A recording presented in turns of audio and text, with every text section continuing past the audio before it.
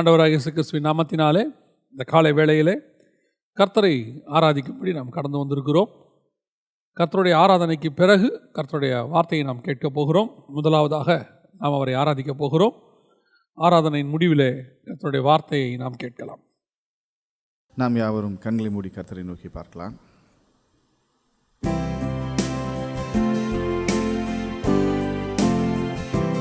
உம்மேல் வாஞ்சைய இருப்பதனா என்னை விடுவிப்பீர் நிச்சயமா. உந்தன் நாமத்தை அறிந்ததனா வைப்பீர் உயர்ந்த அடைக்கலத்தில். உம்மேல் வாஞ்சையாயிருப்பதனா என்னை விடுவிப்பீர் நிச்சயமா. உந்தன் நாமத்தை அறிந்ததனா வைப்பீர் உயர்ந்த அடைக்கலத்தில். இயேசுவே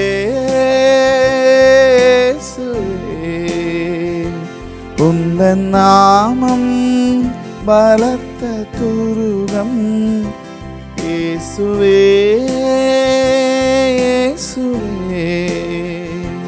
உந்தன் நாமம் பலத்த துருகம். நீதிமான் நான் ஓடுவேன், ஓடி உமக்குள் சுகம் காணுவேன். நீதிமான் நான் ஓடுவேன், ஓடி உமக்குள் சுகம் காணுவேன். உம்மேல் வாஞ்சையாயிருப்பதனா என்னை விடுவிப்பீர் நிச்சயமா. உந்தன் நாமத்தை அறிந்ததனா வைப்பீர் உயர்ந்த அடைக்கலத்தில். உம்மேல் வாஞ்சையாயிருப்பதனா என்னை விடுவிப்பீர் நிச்சயமா. உந்தன் நாமத்தை அறிந்ததனா வைப்பீர் உயர்ந்த அடைக்கலத்தில். வேடனின் கண்ணி பாலாக்கும் கொள்ளை நோய் அணுகாமலே தப்புவிப்பீர். வேடனின் கண்ணி பாலாக்கும் கொள்ளை நோய் அணுகாமலே தப்புவிப்பீர். உமது சிறகுகளாலே என்னை மூடி மறைத்துக் கொள்வீர். உமது சிறகுகளாலே என்னை மூடி மறைத்துக் கொள்வீர். உம்மேல் வாஞ்சையாயிருப்பதனா என்னை விடுவிப்பீர் நிச்சயமா. உந்தன் நாமத்தை அறிந்ததனா வைப்பீர் உயர்ந்த அடைக்கலத்தில். உம்மேல் வாஞ்சையாயிருப்பதனா விடுவிப்பீர் நிச்சயமா. உந்தன் நாமத்தை அறிந்ததனா வைப்பீர் உயர்ந்த அடைக்கலத்தில். ஆபத்து நாளில் கூப்பிடும் எனக்கு பதில் அளிப்பீர் வெகு விரைவில். ஆபத்து நாளில் கூப்பிடும் எனக்கு பதில் அளிப்பீர் வெகு விரைவில். என்னோடு இருப்பீர் தப்புவிப்பீர் தலை நிமிர செய்தி என்னோடு இருப்பீர், தப்புவிப்பீர், தலை நிமிர செய்திடுவீர். உம்மேல் வாஞ்சையாயிருப்பதனா என்னை விடுவிப்பீர் நிச்சயமாய். உந்தன் நாமத்தை அறிந்ததனா வைப்பீர் உயர்ந்த அடைக்கலத்தில்.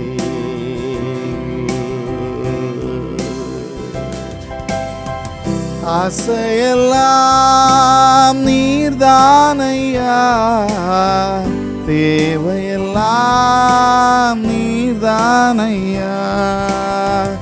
ஆசையெல்லாம் நீர்தானையா, தேவையெல்லாம் நீர்தானையா. ரட்சகரே இயேசுநாதா, தேவையெல்லாம் நீர்தானே. ரட்சகரே இயேசுநாதா, தேவையெல்லாம் நீர்தானே. உம்மோடு வாழ்வதே என் பாக்கியம், நீரே எனது உயிர் துடிப்பு.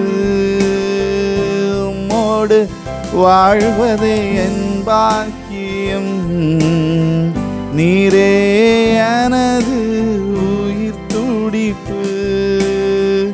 உமது விருப்பம் போல் நடத்துகிறீர், முடிவிலே மகிமையில் ஏற்றுக்கொள்வீர்.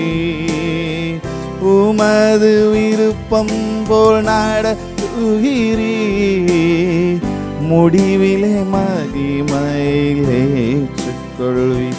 ஆசையெல்லாம் நீர்தானையா, தேவையெல்லாம் நீர்தானையா.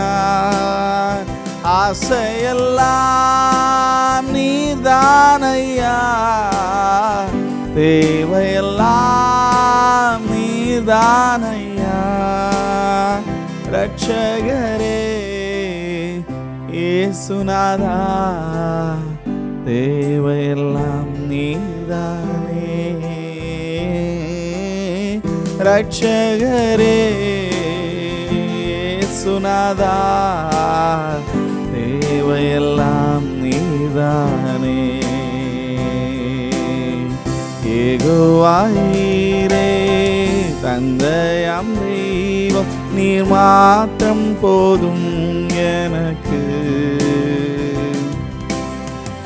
யெகோவா ராஃபா சுகம் தரும் தெய்வம், உம் தழும்புகளால் சுகமானே. யெகோவா ஷம்மா என் கூட இருப்பீர், என் தேவையெல்லாம் சந்திப்பீர். யெகோவா ஷம்மா என் கூட இருப்பீர், என் தேவையெல்லாம் சந்திப்பீர். நீர் மாத்திரம் போதும், நீர் மாத்திரம் போதும், நீர் மாத்திரம் போதும் எனக்கு. நீர் மாத்திரம் போதும், நீர் மாத்திரம் போதும், நீர் மாத்திரம் போதும் எனக்கு. இயேசுவே நீரே என் ஆத்மநேச, எவ்வளவு அன்பு கூர்ந்தீர். என்னையே மீட்க தம்மையே தந்தீரும், அன்புக்கு நிகரில்லை.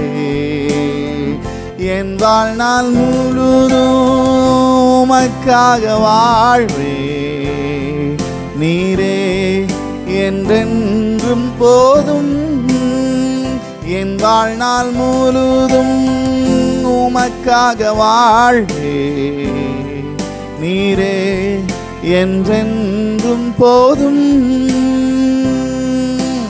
மாத்திரம் போதும், நீர் மாத்திரம் போதும். எல்லாரும் சொல்லுவோம், நீர் மாத்திரம் போதும் எனக்கு, நீர் மாத்திரம் போதும், நீர் மாத்திரம் போதும், நீர் மாத்திரம் போதும் எனக்கு. நீங்க போதும் ஆண்டவரே. உங்க சமூகம், உங்க பிரசன்னம், உங்க கிருபை எங்களுக்கு போதும் ராஜா. இந்த காலை வேளையில எங்களை தொடர்ந்து ஆட்கொள்ளுங்க, எங்களோடு கூட பேசுவீராக. ஆண்டவராக இயேசுவின் நாமத்தில் பிதாவே, ஆமென். ஆண்டவராக இயேசு கிறிஸ்துவின் நாமத்தினாலே காலை வேளையிலே நாம் கர்த்தருடைய வார்த்தைக்கு நேராக கடந்து போகிறோம். இன்றைக்கி நம்ம என்ன பார்க்க போகிறோம் அப்படின்னா, தொடர்ச்சியாக நாம் ஜெபத்தை குறித்து பார்த்துக்கிட்டே வந்தோம். கடைசி வாரமாக இந்த வாரத்தில் இயேசுவே செஞ்ச ப்ரேயர், இயேசுகிட்ட செய்யப்பட்ட ப்ரேயர், மிக முக்கியமான ப்ரேயர்ஸ் அப்படிங்கிறத நம்ம பார்த்துக்கிட்டே இருக்கிறோம். அதில் குறிப்பாக நம்ம இன்றைக்கி எதை பற்றி பார்க்க போகிறோம்னா, மார்க் எழுதின சுவிசேஷம் 7ஆம் அதிகாரத்தில் 24 முதல் 26 வரை. நேற்றைய தினத்தில் இதோடைய மிக முக்கியமான இன்னொரு விஷயத்தை பார்த்தோம். அதாவது எப்பத்தா அப்படிங்கிறத பற்றி பார்த்தோம். இயேசு அந்த அற்புதத்தை செய்கிறதுக்கு முன்னாடி நடந்ததான ஒரு சம்பவம், அதை தான் நம்ம இன்றைக்கி பார்க்க போகிறோம். நேற்று இதை எடுக்கும் போதே இதை பற்றின ஒரு விஷயத்தையும் அப்படியே பார்க்கணும் அப்படின்னு தோணுச்சு. அதனால தான் இன்றைக்கி காலையில் இந்த ப்ரேயரை பார்க்குறோம். இது ரொம்ப விசேஷமான ஒரு ப்ரேயர். அதாவது தன்னுடைய மகளுக்கு பிசாசு பிடிச்சிருக்கிறது, அதை துரத்தி விட வேண்டும் என்று அவளை வேண்டிக் கொண்டாள். தன்னுடைய மகளுக்காக ஒரு அம்மா இயேசுகிட்ட இப்படி ஒரு ப்ரேயர் பண்ணுறாங்க. ஆனால் இந்த ப்ரேயருக்கு பின்னாடி பாருங்கள், அந்த அம்மாவுடைய சக்ஸஸுக்கு பின்னாடி இருக்கிறதான மிக முக்கியமான விஷயம். முதல்ல இந்த ஓவரால் விஷயத்தை நீங்கள் எடுத்துக்கிட்டிங்கன்னா, சிலர் இந்த விஷயத்தை வேறு மாதிரி சொல்லுவாங்க. என்ன சொல்லுவாங்க அப்படின்னு கேட்டால், இயேசு பாருங்கள் அந்த அம்மாவை பார்த்து நாய்க்குட்டின்னு சொல்கிறாரு. ஏன்னா இந்த இடத்துல இயேசு சொல்கிறார், பிள்ளைகளின் அப்பத்தை எடுத்து நாய்க்குட்டிகளுக்கு போடுவானேன் அப்படின்னு சொல்கிறார். உடனே அந்த அம்மா சொல்லுது, மேஜிலிருந்து துணிக்கியாவது சாப்பிடுமே அப்படின்னு சொல்கிறார். அதுக்கு முன்னாடி சொல்கிறார், காணாமல் போன இஸ்ரவேலுக்கே அல்லாமல் நான் வேறு யாருக்கும் வரவில்லை அப்படின்னு சொல்கிறார். அப்போ இப்படி இருக்கும்போது இயேசு கிறிஸ்துவை பற்றி அவங்க நிறைய விஷயங்கள்லாம் சொல்லுவாங்க. இயேசு பாருங்கள் எவ்வளோ கோபமாக பேசுகிறாரு, விரட்டி விட்றாரு இப்படிலாம் சொல்லுவாங்க. நான் ஏற்கனவே சொல்லியிருக்கேன் இல்லையா, நம்ம ஆண்டவரை பற்றி நமக்கு தான் தெரியும். இன்னும் சொல்லப்போனால் நமக்கு தான் அந்த வெளிப்பாடு இருக்கும். இப்போது இதில் உள்ள ஒரு விஷயத்தை நம்ம பார்க்க போகிறோம். இந்த அம்மா யார் அப்படின்னு பார்த்தீங்கன்னு சொன்னால், கானானிய ஸ்திரீ. இந்த அம்மாவை குறித்து இன்னொரு இடத்துல இருக்குது, கானானிய ஸ்திரீ. இந்த கானானிய ஸ்திரீ இயேசுகிட்ட என்ன கேட்குறாங்கன்னு சொன்னால், தன்னுடைய மகளுக்கு பிசாசு பிடிச்சிருக்கு, விடுதலை அடைய வேண்டும்னு கேட்குறாங்க. இப்போ இயேசு சொல்லக்கூடியதான ஒரு காரியம். அதுக்கு முன்னாடி இந்த அம்மா இந்த சக்ஸஸை எப்படி பெறுறாங்கன்னு பாருங்கள். இயேசு ஒரு வீட்டுக்குள் பிரவேசித்து ஒருவரும் அதை அறியாதிருக்க விரும்பினார், அவரால் மறைவாய் இருக்கக்கூடாமல் போயிற்று அப்படின்னு இருக்கு. அதாவது இயேசு என்ன பண்ணுறாருன்னா, சில காரணங்களுக்காக வெளியரங்கமாக இல்லாமல் அவர் கொஞ்சம் தனித்திருக்கும்படி ஒரு வீட்டுக்குள்ளே போய் மறைவாக இருக்கிறார். இந்த அம்மா அந்த வீட்டை தேடி கண்டுபிடிச்சி போகுது ஆசீர்வாதத்தை வாங்கிறதுக்கு. அங்கே போய் தான் அந்த ஜெபம் நடக்குது. அப்போ இதை பார்க்கும்பொழுது எனக்கு ரொம்ப ஆச்சரியம் என்னென்னா, இயேசு கிறிஸ்துவே மறைவாய் இருக்கையும் கூடாமல் போயிற்று. ஒரு சர்வ வல்லமையுள்ள தேவன். இப்போ நீங்கள் பாருங்கள், ஒரு இடத்துல அவரை கொலை பண்ண வராங்க. அப்படி வரும்போது அவர்கள் நடுவில் அவர் மறைந்து போனார்னு இருக்கு. அவர் நினச்சாருன்னா அந்த இடத்துல மறைஞ்சு அப்படி போயிடலான்னு வச்சுக்கோங்களேன். அப்படி இருக்கும்போது இந்த இடத்த பார்த்துங்க, வசனம் சொல்லுது, அவர் மறைவாய் இருக்க கூடாமல் போயிற்று. அப்படின்னா என்ன அர்த்தம் அப்படின்னு கேட்டிங்கன்னா, அந்த அம்மா கண்டுபிடிக்கணும், அந்த இடத்துக்கு வரணும். இது பரலோகத்தினுடைய திட்டம். இதுக்கு பின்னாடி ஒரு ஹெவன்லி பிளான் இருக்குது. இப்போ நான் உங்களுக்கு கொஞ்சம் விளக்கமாக சொல்கிறேனே. இந்த கானானிய ஸ்திரீ யார், கானானியர்கள் யார் அப்படின்னு கேட்டிங்கன்னு சொன்னால், நம்ம எல்லாருக்கும் தெரியும், இஸ்ரவேலர்கள் கானான் தேசத்தை கர்த்தர் கொடுத்தார். அதுக்கு முன்னாடி இந்த கானானியர்கள் யார் அப்படின்னு கேட்டால், நோவாவுடைய 3 பசங்க, சேம், காம், யாபேத். அந்த சேம், காம், யாபேத்தில் காமுடைய பையன் தான் கானான். இப்போது நோவா நிர்வாணமாக வெறித்திருந்தார். அதை காம் தான் பார்த்தாரு. பார்த்துட்டு போய் சேம், யாபேத்துக்கிட்ட அனௌன்ஸ் பண்ணார். அப்போ என்ன பண்ணுறாங்க அப்படின்னு கேட்டிங்கன்னு சொன்னால், நோவா தன்னுடைய திராட்சரச வெறித்திலிருந்து எழுந்து அவர் என்ன பண்ணுறாரு, கானான் சபிக்கப்பட்டவன்னு சொல்கிறாரு. பார்த்தது காம், பையன். ஆனால் சபிச்சது யார், பேரனை. தன் பையனுடைய பேரனை சபிக்கிறார். இதில் கானான் என்ன மிஸ்டேக் பண்ணா அப்படின்னு கேட்டிங்கன்னா, அந்த இடத்துல அந்த சம்பவத்தில் கானானுடைய பிரச்சனை ஒன்றுமே கிடையாது. கானானை பொறுத்த வரைக்கும் இந்த விஷயத்தில் சம்பந்தம் இல்லாதவன். அப்பா தப்பு பண்ணார். அப்பாவை ஏன் நோவா சபிக்கலை அப்படின்னா, அதுக்கு வேறொரு ரீசன் இருக்குது. ஆண்டவர் காம் அதுக்கு முன்னாடி ஆசீர்வதிச்சிட்டார். ஆதியாகமத்தின் புத்தகத்தில் சேம், காம், யாபேத்தை ஆண்டவர் 3 பேருமே ஆசீர்வதிச்சிட்டார். நோவாவையும் அவன் குமாரரையும் ஆசீர்வதித்து அப்படின்னு இருக்கு. ஸோ கர்த்தர் ஆசீர்வதித்த ஒருத்தனை மனுஷன் சபிச்சானா அந்த சாபம் நிற்காது. இது நல்லா யாருக்கு தெரியுது? நோவாவுக்கு தெரியுது. அதனால தான் நோவா என்ன பண்ணுறாரு, போட்டு கானானை சபிக்கிறார். அடுத்த ஜென்ரேஷனை சபிக்கிறார். இந்த ஜென்ரேஷன் தப்பிச்சுக்கிட்டோம், ஆனால் உன்னோட அடுத்த ஜென்ரேஷன் போச்சுன்னு சொல்கிறார்.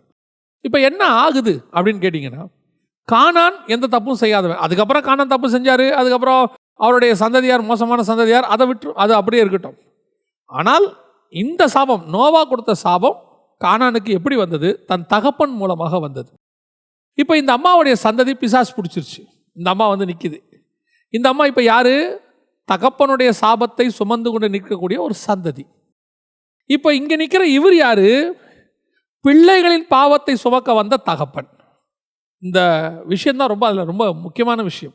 தகப்பனுடைய சாபத்தை சுமந்து கொண்டு வந்திருக்கிற ஒரு மகள் பிள்ளைகளுடைய பாவத்தை சுமக்க வந்ததான ஒரு தகப்பன் அவரை வந்து மீட் பண்ணுறான். இப்போ எதுக்கு வந்திருக்கா? ஏன் பிள்ளைகளை கொஞ்சம் மீட்டு கொடுங்க அப்படின்னு கேட்குறான். இப்போ நியாயமாக இயேசு அந்த இடத்துல என்ன சொல்கிறாரு? காணாமல் போன இஸ்ரவேலுக்கே இல்லாமல் நான் யாருக்கும் வரலைன்னா இவர் நியாயமாக போயிருக்கணும் தானே.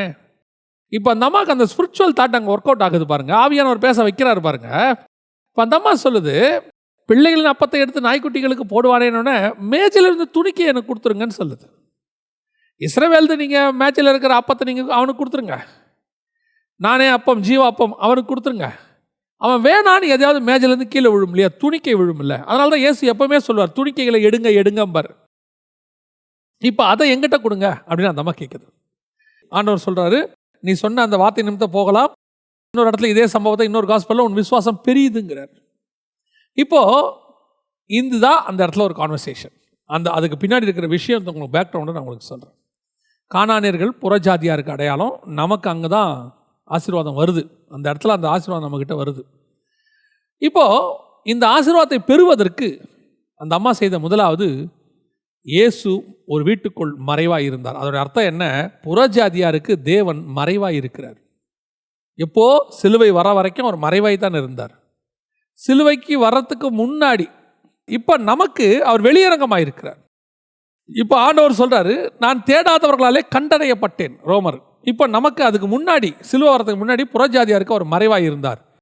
அவர் அந்த மறைவாய் இருந்தவரை அவள் தேடி கண்டுபிடித்தாள். முதலாவது, ஃபர்ஸ்ட். ரெண்டாவது, அவள் வாங்கினது தனக்கு உரியதை அல்ல, தனக்கு இல்லாத ஆசீர்வாதத்தை அவளுடைய ஜெபம் பெற வைத்தது. அதான் ரொம்ப ப்ளஸ் பாயிண்ட். நமக்கு கிடைக்காத ஆசீர்வாதத்தை நம்மளால் பெற்றுக்கொள்ள முடியுமா அப்படின்னு கேட்டிங்கன்னா, அவர்கள் அதை இழந்தால் நாம் அதை பெற்றுக்கொள்ள முடியும். அவர்கள் தகுதி இல்லாதவர்களை போனால் நாம் போய் ஜெபிக்கும் போது அது நமக்கு கிடைக்கிறதுக்கு வாய்ப்பு இருக்கிறது. பாருங்க, ஏசாவுடைய ஆசீர்வாதம் யாக்கோபுக்கு கிடைத்தது. யூதாசினுடையதான அப்போஸ்தலர் பட்டம் வேறொருத்தனுக்கு கிடைத்தது. ஆண்டவர் அழைச்சது அவரை தான். ஆனால் அவர் தகுதி இல்லாமல் போகும்போது அதை இன்னொருத்தருக்கு கொடுப்பதற்கு அவர் வல்லமை உள்ளவராக இருக்கிறார். ஆனால் அதை பெறுவதற்கு நீங்கள் தயாராக இருக்கணும். அதுதான் உங்கள் ஜெபம். பல நாட்களாக ஆண்டவர் உங்களுக்கு அந்த ஆசீர்வாதத்தை நியமிகள்னாவே இருக்கட்டுமே, ஆனால் நீங்கள் அதை வாஞ்சித்து கேட்டீங்கன்னா, அவர்கள் அதை தகுதி இல்லாமல் போனால் கர்த்தர் அதை உங்களுக்கு தருவதற்கு வல்லமை உள்ளவராக இருக்கிறார். இஸ்ரவேலின் ராஜ்யபாரம் சவுலுக்குரியது தான். ஆனால் அவன் தகுதி இல்லாதவனாய் போன போது அந்த ராஜ்யபாரம் தாவீதுக்கு கிடைத்தது. அதே தான் நான் உங்களுக்கும் சொல்கிறேன். இந்த காலை வேளையில் நம்ம எல்லாராலையும் புறக்கணிக்கப்பட்டிருப்போம், எல்லாராலும் ஒதுக்கப்பட்டிருப்போம், நமக்கு எதுவுமே இல்லாத ஒரு சூழ்நிலையாக இருக்கும். இது உனக்கு இல்லைன்னே சொல்லியிருப்பாங்க. ஆனால் ஆண்டவர் சொல்கிறாரு, அதை நான் உனக்கு தருவதற்கு வல்லமையுள்ளவராக இருக்கிறேன். விசுவாசம் பெரியது. அவ தேடி கண்டுபிடிச்சா பாருங்க அந்த ஆசீர்வாதத்தை. இந்த காலை வேளையில் நம்ம தேடி கண்டுபிடிப்போம். நமக்குரியது ஆண்டவர் எவ்வளவு மறைவாய் இருந்தாலும் அதை வெளியரங்கமாக்குவதற்கு கர்த்தர் வல்லமை உள்ளவராகவே இருக்கிறார். நம்ம அதை சில விஷயங்களை நம்ம கொஞ்சம் கஷ்டப்பட்டு பெறணும்னு ஆண்டவர் விரும்புகிறார். அப்போ தான் அதோடைய வேல்யூ நமக்கு தெரியும். பாருங்களேன், எந்த ஒரு விஷயமும் ஈஸியாக கிடச்சிட்டு அந்த வேல்யூ நமக்கு தெரியாது. பாருங்கள், சில கடினமான பாதைகளை கர்த்தர் அனுமதிக்கிறார். இப்போ இயேசு அவளை சாதாரணமாக அந்த வீட்டுக்குள்ளே பார்த்துருக்க முடியும்னு நினைக்கிறீங்களா? எகிப்திலிருந்து ஒரு சில கிரேக்க வாலிபர்கள் இயேசுவை பார்க்க வராங்க.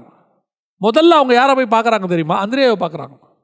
அந்திரேயா போய் யோவான்கிட்ட சொல்கிறாரு, யோவான் போய் இயேசுகிட்ட சொல்கிறார்.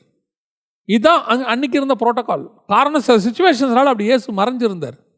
ஆனால் இங்கே எதுவுமே இல்லை, அவர் மறைந்திருந்தார், அவள் தேடி கண்டுபிடித்தாள். அதான் சபை, அதான் புதிய ஏற்பாட்டு சபை. உங்களால் என்னாலையும் அப்படி கண்டுபிடிக்க முடியும். இந்த வேதத்தினுடைய பொக்கிஷங்களை தேடி கண்டுபிடிங்க, ஆராய்ந்து பாருங்க. இது யாருக்கு கொடுத்தது எப்படி கொடுத்ததுலாம் கிடையாது. இது நமக்கு கொடுத்தது. அந்த அந்த அந்த எதிர்பார்ப்போடு கூட, அந்த வாஞ்சையோடு கூட நீங்கள் தேடினீங்கன்னா, எத்தனையோ பேரை நான் கேட்டிருக்கிறேன். சொல்லுவாங்க எனக்கு எழுத படிக்க கூட தெரியாதுங்க, ஆனால் கர்த்தர் எனக்கு பைபிள் படிக்க சொல்லி கொடுத்தாரு. நான் படித்ததே பைபிளை தான். அவங்களுக்கு பள்ளிக்கூடம் பக்கமே போகாதவங்க சபைக்கு வரும்போது, ஐயோ ஆண்டவரே நான் பைபிள் படிக்க முடியலன்னு கேட்கும்போது, ஆண்டவர் பைபிள் படிக்க சொல்லி கொடுத்து அவங்க அதிலேருந்து வேதத்திலேருந்து எடுத்து போதிப்பாங்க. பேதுரு எழுதுகிற சம்பவங்கள்லாம் நீங்கள் பாருங்கள். பூமியானது ஜலத்தினால் உண்டாக்கி ஜலத்தினால் நிலை கொண்டு இருக்கிறது போலன்னு எழுதுறாரு. இது எவ்வளோ பெரிய சயின்ஸ் தெரியுங்களா? இன்னைக்கு வரைக்கும் தண்ணியை தான் பூமியில் தேடுறாங்க. இவ்வளோ பெரிய சயின்ஸை யாருக்கு சொல்கிறாரு? பேதுரு சொல்கிறாரு, படிப்பறிவு இல்லாத எங்களை கொண்டு கர்த்தர் இப்படிப்பட்ட காரியங்களை, அன்ஸ்கூலிங், ஸ்கூல் பக்கமே போகாத ஒரு ஆள்னு ஒரு டிரான்ஸ்லேஷனில். அப்போ உங்களுக்கும் எனக்கும் அப்படித்தான். நாம் தகுதி இல்லாதவர்களாக இருந்தாலும், மறைக்கப்பட்டிருந்தாலும், கிடைக்கக்கூடாததாக இருந்தாலும், கர்த்தர் அதை தருவதற்கு வல்லமை உள்ளவராகவே இருக்கிறார். பல நேரங்களில் ஆடு மேய்க்கிறவனுக்கு ராஜா பதவியா யோசிச்சு பாருங்க. கர்த்தர் நினைச்சா அதை கொடுப்பாரு. ஜெயிலில் இருக்கிற ஒரு கைதிக்கு பிரதமர் பதவியா? கர்த்தர் நினைச்சா யோசேப்புக்கு கொடுத்தாரு, உங்களுக்கும் கொடுப்பாரு. ஒரு அடிமையாக கொண்டு வரப்பட்டு சங்கிலியில் கட்டப்பட்டவனுக்கு கவர்னர் போஸ்டா? கர்த்தர் நினைச்சா தானியேல், சாத்ராக், மேஷாக், ஆபேத்நேகோவுக்கு செய்த மாதிரி உங்களுக்கும் செய்வார். கர்த்தர் என்ன வேணாலும் செய்வார். அவருக்கு எங்கேருந்து யாரை எங்கே உட்கார வைக்கிறோம் முக்கியம் இல்லை, நம்ம எப்படி தேடி கண்டுபிடிக்கிறோம் அதான் முக்கியம். ரெண்டாவது, அதை நம்ம கேட்குற விதம்னு ஒன்று இருக்கு. ஆண்டவர்கிட்ட கேட்குற விதம் இருக்குது. யாக்கோபு கேட்டாம பாருங்க, நீர் என்னை ஆசீர்வாதத்தோடையுமே நான் விட மாட்டேன், உன்னை ஆசீர்வதிக்கவே நான் வரலப்பா. நம்ம ஏற்கனவே நம்ம பார்த்துருக்குறோம், இந்த ஜெபத்திலே பார்த்துருக்குறோம். யாக்கோபை ஆசீர்வதிக்க கர்த்தர் வரல, யாக்கோபை தேற்ற தான் கர்த்தர் வந்தார்.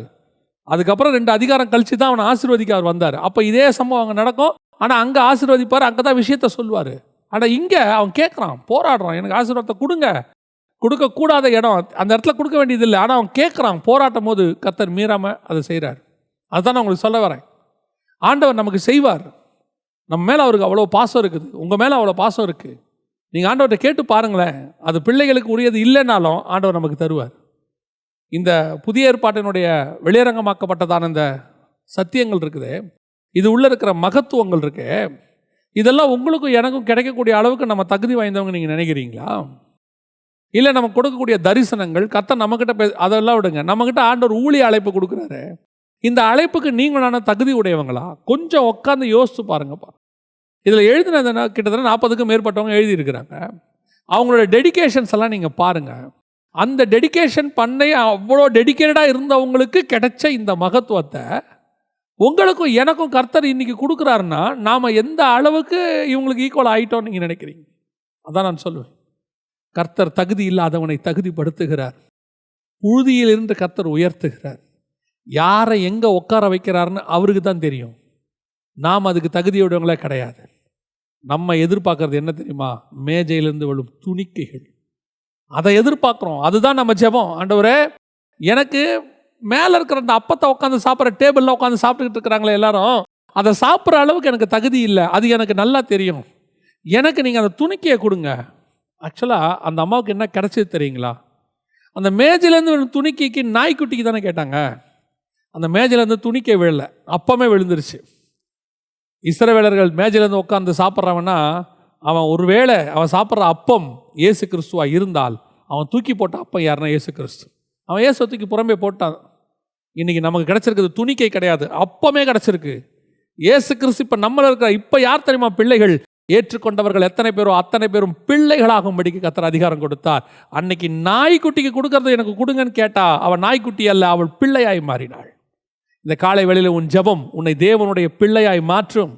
ஒருவேளை இந்த உலகம் உன்னை நாய்க்குட்டின்னு சொல்லும், உன்னுடைய குடும்பத்தாரால் நீ ஒதுக்கப்பட்டு இருப்ப, நீ இந்த வீட்டுக்குள்ளே வரக்கூடாதுன்னு சொல்லியிருப்பாங்க, என் முகத்தில் முழிக்காதுன்னு சொல்லியிருப்பாங்க, உனக்கு இது கிடையாதுன்னு சொல்லியிருப்பாங்க, உனக்கு இது தகுதி கிடையாதுன்னு சொல்லியிருப்பாங்க. இந்த காலை வேளையில் கர்த்தர் சொல்கிறாரு, அவர்கள் ஒதுக்கின நாய்க்குட்டி எனக்கு பிள்ளை, என்னுடைய பிள்ளை. அவன் தூக்கி போட்டான்ல, அது வேற யாரும் இல்லை, இயேசு கிறிஸ்து.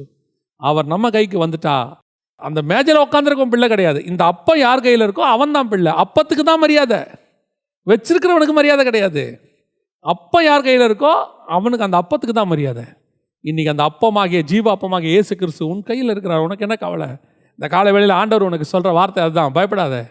உன்னை நாய்க்குட்டின்னு சொல்லட்டும், ஒதுக்கி தள்ளட்டும், உன் சந்ததி உன் பிள்ளைகளை வீட்டுக்குள்ளே சேர்க்காமல் இருக்கட்டும், உன் குடும்பத்தில் இருக்கவங்க சொல்லட்டும், உன் சொந்தக்காரங்க சொல்லட்டும், நீயும் வரக்கூடாது, உன் பிள்ளைகளும் வரக்கூடாது, ஏன் நீ ஒரு தவறான வாழ்க்கையில் முடிவெடுத்ததாகவே இருக்கட்டுமே. ஏன்னா அப்பா எடுத்த தப்பான முடிவு கானானுடைய சந்ததியே தப்பாக போச்சு. ஆனாலும் கர்த்தர் சரி பண்ண விரும்புகிறார், கர்த்தர் பிள்ளையை மாற்ற விரும்புகிறார். பாருங்க, கானானுடைய தாத்தா யாரு? நோவா. மாம்சத்தில் பிறந்த அந்த நோவா தாம் பேரனை சபிக்கிறதுக்கு அவன் வருத்தப்படல. பாருங்க, பையன் மேலே உள்ள கோபத்தை பேரன் மேலே காட்டுறான். பேரன் தப்பே பண்ணலை, பேரன் மேலே காட்டுறான். ஆனால் நீ நானும் தப்பே பண்ணவங்க தான், நீ நானும் ஒதுக்கப்பட்டவங்க தான். தன் சொந்த சகோதரர்களால், தன் சொந்த தாய் தகப்பனால் வெறுக்கப்பட்டவங்களாக கூட இருக்கலாம். ஆண்டவர் காலை வேளையில் சொல்கிற வார்த்தை என்ன தெரியுமா? நான் உன்னை நேசிக்கிறேன், நீ என் பிள்ளை, உனக்காக நான் பிற்கப்பட்டேன், உனக்காக நான் அடிக்கப்பட்டேன். தைரியமாக இரு. இந்த காலை வேளையில் உன்னை யாரும் எதுவும் செய்ய முடியாது. உன்னை யார் ஒதுக்கட்டும், ஒதுக்குனவங்களே உன்னை தேடி வர காலம் ஒன்று வரும். அவங்களே உன்னை தேடி வந்து நீ என்னுடைய வா, எங்கள் வீட்டுக்கு வா, எனக்கு ஜோமன்னு சொல்கிற காலம் ஒன்று வரும். என் வீட்டில் காலை வைக்காதன்னு சொன்னவங்க என் வீட்டுக்கு வா ஜோமன்னு சொல்கிற காலம் ஒன்று வரும். அது கர்த்தர் உன்னை கொண்டு செய்ய போகிற மிகப்பெரிய காரியம். இதை சாட்சியாக சொல்கிறேன். நீ இதை ஒருவேளை தீர்க்க தரிசனமாக வச்சுக்கிட்டாலும் சரி, கர்த்தர் உன்னை அந்த வார்த்தையை அப்படியே கனப்படுத்துவார். உனக்கும் எனக்கும் அற்புதமான காரியத்தை கர்த்தர் செய்ய போகிறார். நாம் இன்னைக்கு காலை வேளையில் இந்த கானான ஸ்திரியை போல நாம் ஆண்டவரை நோக்கி பார்க்க போகிறோம். அடைக்கப்பட்ட வாசல்கள் திறக்கப்பட போகிறது. மறைவாய் இருக்கிற தேவன் வெளியரங்கமாய் மாறப்போகிறார். நீ கீழானவைகள் அல்ல, மேலானவைகளே தேடு. ஒருவேளை ஆண்டவர் உனக்கு அற்புதமான வெளிப்பாடுகளை கொடுக்கக்கூடும். படித்தவங்களுக்கு, பெரிய பெரிய ஆட்களுக்கு, பெரிய ஞானிகளுக்கு மறைக்கப்பட்டதை கர்த்தர் பேதைகளுக்கு வெளிப்படுத்த வல்லமையுள்ளவர். எந்த காரியத்தில் இந்த உலகம் உன்னை சம்பாத்தியத்திலேயோ, பணத்திலேயோ, ஆஸ்தியிலையோ அல்லது அழகுலையோ எதை வச்சு உன்னை கேவலமான படுத்தியிருக்கலாம். ஆனால் இயேசுவை வச்சு உன்னை உயர்த்த போகிறார். அந்த அப்பா உன்னை உயர்த்த போகுது, அதை வச்சு உன்னை உயர்த்த போகிறார். நம்முடைய உயர்வுக்கு இயேசு மட்டுமே காரணமாக இருக்க போகிறார். அவங்க வேணால் எதை வேணால் கம்பேர் பண்ணலாம், ஆனால் அவங்ககிட்ட இயேசு இருந்துட்டாருன்னா போதும். ஒதுக்கப்பட்ட நீ, தள்ளப்பட்ட சந்ததி தேவனுக்கு முன்பாக உயர்த்தப்பட போகிறாய். தேவன் உன்னை உயர்த்த போகிறார். எல்லார் கண்களுக்கு முன்பாக தேவன் உன்னை உயர்த்த போகிறார். ஜெபம் பண்ணுவோமா? நல்ல தகப்பனே, சர்வ வல்லமையுள்ள எங்கள் ஆண்டவரே, அப்பா, நாங்கள் எல்லளவும் தகுதி இல்லாதவர்கள் ஆண்டவரே. நாங்கள் ஒதுக்கப்பட்டதான ஒரு சந்ததி, மனுஷனால் நிராகரிக்கப்பட்டவர்கள் ஆண்டவரே. எங்களை வேண்டாம் என்று சொன்னார்கள், எங்கள் முகத்தில் முழிக்க வேணாம்னு சொன்னாங்க. நாங்கள் துணிக்கைக்கு காத்திருந்த காலம் இருக்கிறது ஆண்டவரே. யாராவது அன்பா பேசுவாங்களான்னு எதிர்பார்த்திருக்கிற காலம் இருந்துச்சு ஆண்டவரே. ஆனால் எங்களுக்கு அப்பத்தையே நீங்கள் கொடுத்துட்டீங்க ஆண்டவரே. அப்பத்தையே எங்கள் கையில் கொடுத்துட்டீங்க, நீங்களே வந்துட்டீங்கப்பா ஆண்டவரே. இனி மனுஷனுடைய நேசத்தை பார்க்கலாம், மேலான நேசம் எங்கள் கையில் கிடச்சிருச்சு. மனுஷனுடைய ஞானத்தை பார்க்கலாம், மேலான ஞானம் எங்களுக்கு கிடச்சிருச்சு. மனுஷனுடைய அரவணைப்பை பார்க்கலாம், மேலான அரவணைப்பு எங்களுக்கு கிடச்சிருச்சு. இனி நாங்கள் தேடி போகிறதில்லை. அந்த அப்பம் எங்கள் கையில் இருக்கிறதுனால இனி எல்லாரும் அந்த அப்பத்துக்காக எங்களை தேடி வர போகிறாங்க. நாங்கள் விசுவாசிக்கிறோம்ப்பா, நீங்கள் எங்கள் கூட இருந்துட்டீங்கன்னா போதும். கர்த்தரை இவ்வளவு சமீபமாய் பெற்ற வேறு ஜாதி எதுன்னு இருக்கேப்பா. நீங்கள் கூட இருக்கிறதுக்காக ஸ்தோத்திரம் ஆண்டவரே. ஒவ்வொரு நாளும் இந்த அப்பத்தை மாத்திரம் இஸ்ரவேலர்கள் இழந்தா மாதிரி நாங்கள் இழந்துடவே கூடாது ஆண்டவரே. இந்த அப்பத்தை பிட்டு நாங்கள் புசித்து ஒவ்வொரு நாளும் கானானுக்குள்ளே பிரவேசிக்கிற வரைக்கும் வானத்தின் மன்னாவை நாங்கள் புசிக்க கிருபை பாராட்டும். ஆசீர்வதியும், வழி நடத்தும் எங்கள் ஆண்டவர் இயேசுவின் நாமத்தில் பிதாவே, ஆமென்.